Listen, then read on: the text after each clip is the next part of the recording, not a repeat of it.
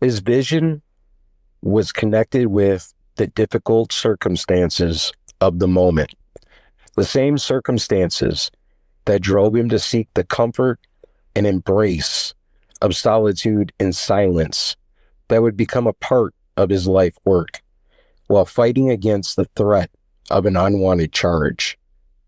Joseph M. Marshall III.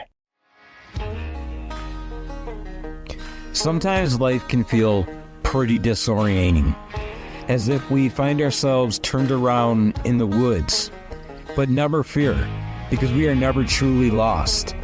And with the help of the wilderness, along with footsteps from the past and the present, we will unlock the tools that will help us to rewrite our journey here on the Project Mindfully Outdoors podcast.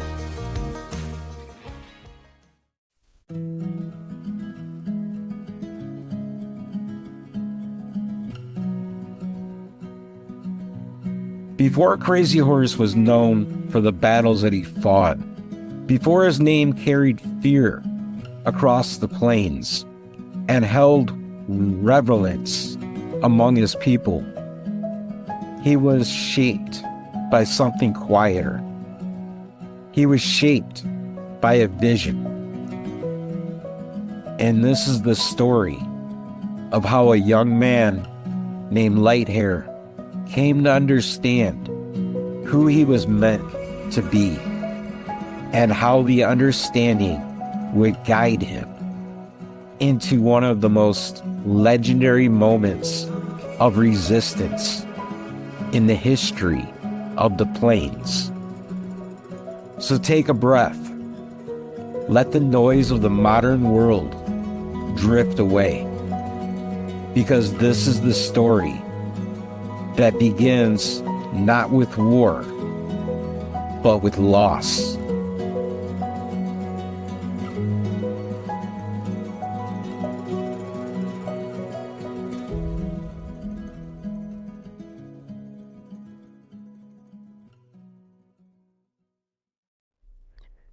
As we rejoin CrazyHorse on the trail of his life, the year becomes 1854, and we find ourselves near the fort of Fort Laramie.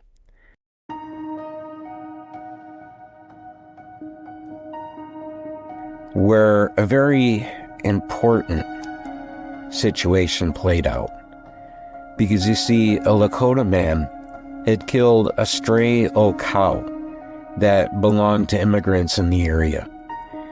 And as a whole, the tribe made every effort to resolve that situation peacefully by offering a couple of horses in return for this fine cow. And at some point, U.S. Lieutenant John Grattan stepped in, and he led a very poorly managed confrontation, during which shots rang out, and the respected leader of the area, Conquering Bear, was mortally wounded.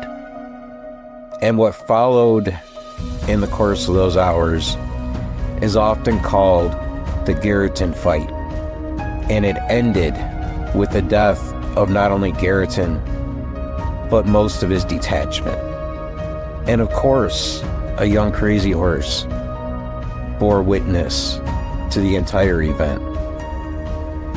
And what he saw was the way that negotiation can quickly collapse into bloodshed. What he learned was how quick words can lose their meaning when they're backed by rifles. And over the course of the next few months, he again followed the trail deep into the wilderness as he withdrew just a little bit further.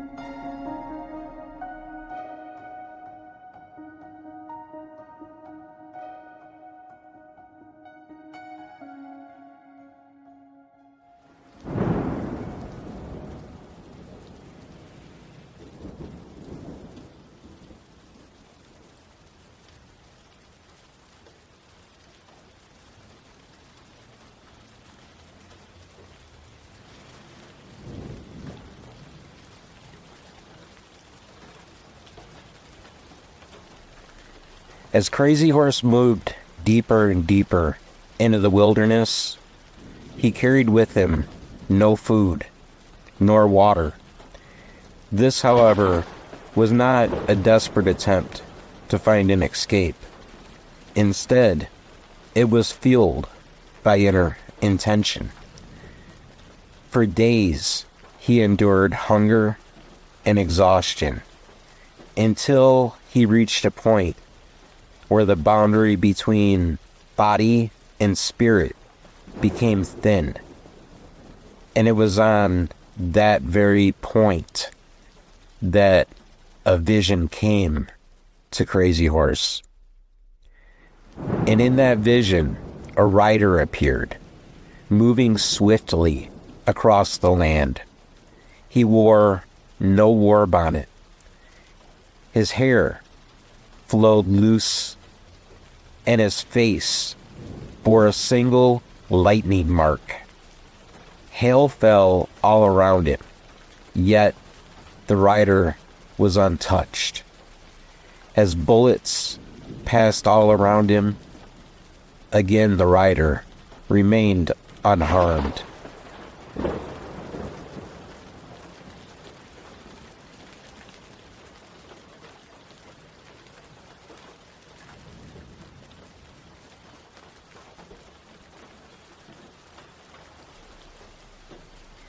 And this very vision would be the way that CrazyHorse's life would play out. As long as he followed the clear set rules behind this vision. He was never to take a scalp, never to wear a feather or paint himself in excess. He was never to boast, and never to fight for personal glory.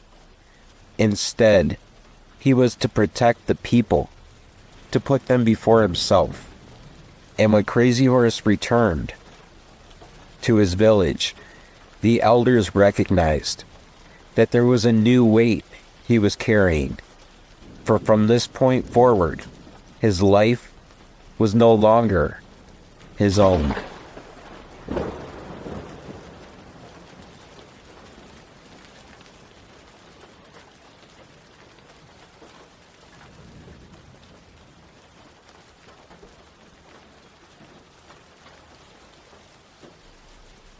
It's worth taking a moment to simply pause and reflect, because out of that vision, it became clear that CrazyHorse was being asked to live his life in a way that put him beyond reproach. He had to truly accept the responsibility while not living in a way where he was seeking out greatness.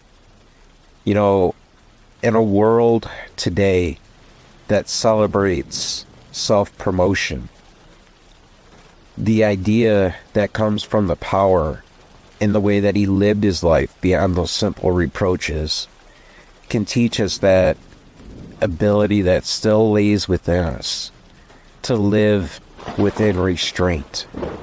There's something very meaningful about sitting mindfully just to explore that simple lesson.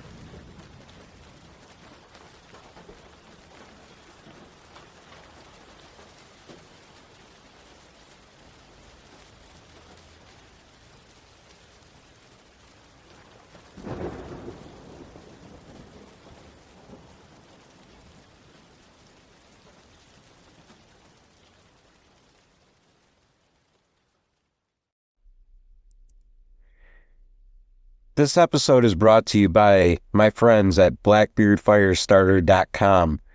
Fire is one of humanity's oldest teachers. It requires patience, respect, and preparation. And Blackbeard fire starters are clean burning, they're dependable, and they're built for people who understand the value of being ready.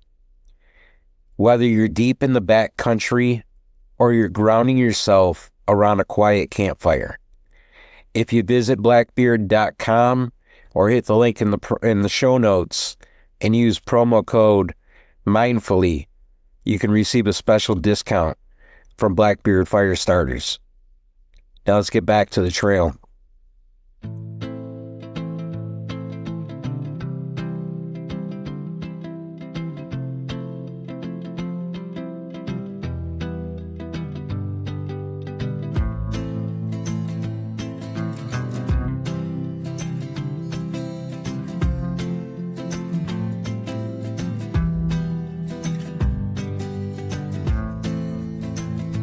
By the 1860s, life had changed on the plains because there was now a mass pilgrimage going west, which led to wagon traffic throughout the entire Lakota territory, which had come on almost as an infant station because the Bozeman Trail had been cut, which moved straight through sacred Lakota hunting grounds that were guaranteed to be preserved by treaties of the past. Forts were built because of the constant scrimmages, and that scared off the game and brought unbalance to the Lakota land. And in this time of upheaval, CrazyHorse emerged as a war leader. He didn't reach that station through election or ceremony. Instead, it was given to him simply through trust. He led from the front. He listened much more than he spoke, and he never violated the sacred rules of that vision. And because of all that, his reputation began to spread.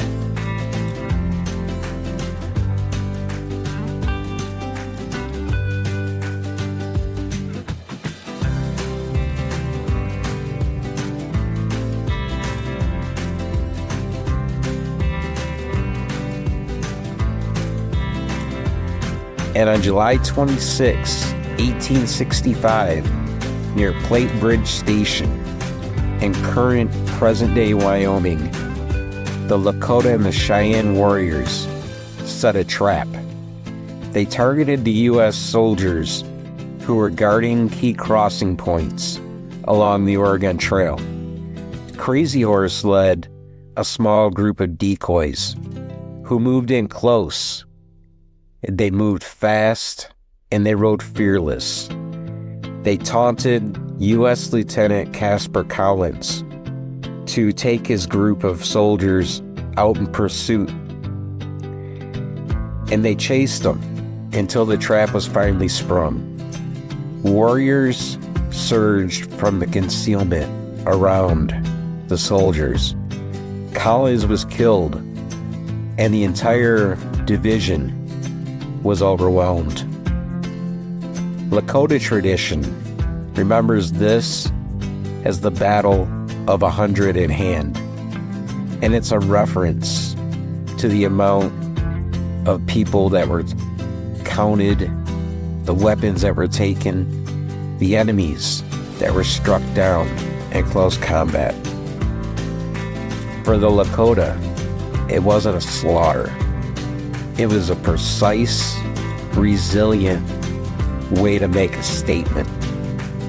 CrazyHorse rode exactly as the vision had showed him on that day, with his hair loose, wearing no feathers, daunting no access, and he emerged from the scrapple completely unharmed. To many, this confirmed what they had already believed, that he was protected as long as he remained true.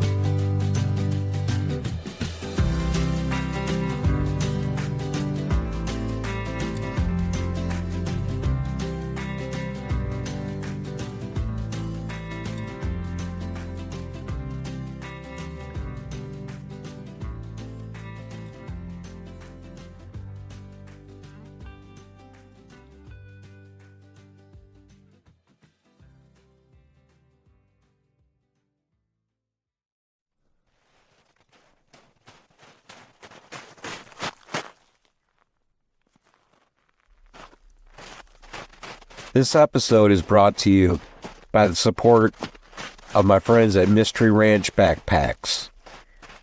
For those who move with purpose, Mystery Ranch packs are designed to carry heavy loads across the unforgiving terrain without distractions.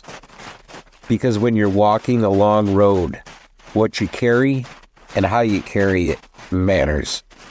So hit the link in the show notes today and check out Mystery Ranch Backpacks. They're built for the mission. They're built to last.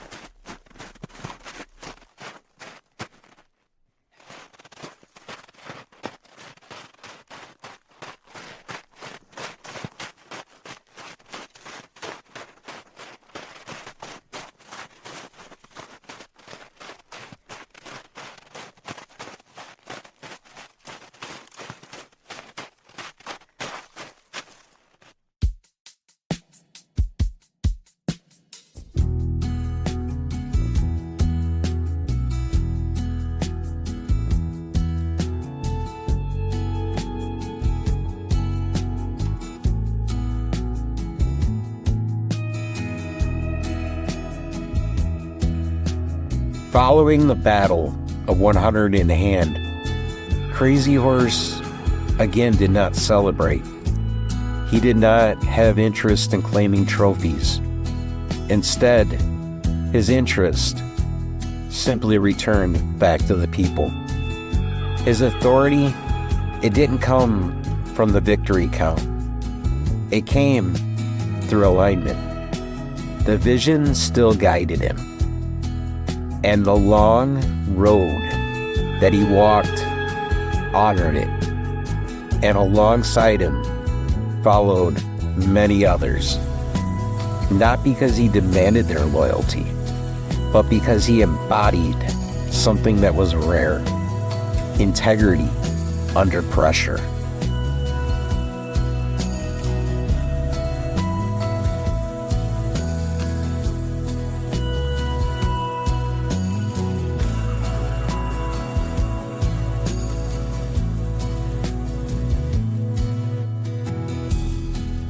My friend, this portion of CrazyHorse's story alone is something to both inspire us and challenge us. Think about what it would truly mean to live your values, even in the face of the world working as hard as it can to pull them away from you. Imagine simply what it would feel like to lead without ego, to act without attachment to acknowledgement. In this chapter of this series, that vision set a tone for CrazyHorse. It challenged him to uncover the things that were already in place. And that's something that life asks of each and every one of us. To step out onto the great plains of that internal body that's within us and discover those very things through the challenges that the trail brings us. Now, I don't know about you, but I know after this intense journey inward, it's time for a little bit of meditation. And to celebrate the upcoming holiday, we're going to step off the trail through the plains, and next week I'm going to share with you a special meditation. So in 2 weeks' time, we'll be getting into the next chapter of our hero CrazyHorse and look at just how much more that vision can test him. And at that point, it's really going to get really crazy, because the plains are about to erupt into a full-scale war, and CrazyHorse is going to face the most defining moments of his life. Until then, my friend, swing over to projectmindfullyOutdoors.co, sign up for the newsletter, check out all the events that are coming up, and then get out there in the wilderness, because that's where the stillness and the adventure lie. See ya.